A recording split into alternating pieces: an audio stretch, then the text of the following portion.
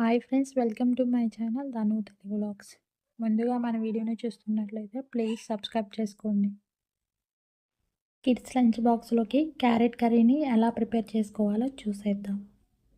ముందుగా అయితే ఒక ప్యాన్ పెట్టుకుని అందులో ఆయిల్ని వేసుకొని అలాగే సన్నగా కట్ చేసుకున్న ఆనియన్స్, పచ్చిమిర్చిని కూడా వేసుకుని చిన్నగా కట్ చేసుకున్న క్యారెట్ ముక్కలను కూడా వేసుకుని తగినంత సాల్ట్ని వేసుకుని అలాగే కొంచెం పసుపును కూడా వేసుకుని బాగా కలిపేసి మూత పెట్టేసేయాలి.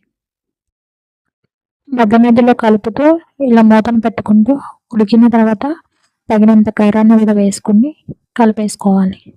ఇలాంటి రెసిపీస్ మీ పిల్లలకు కూడా చేసి పెట్టండి, హెల్దీ అండ్ టేస్టీ.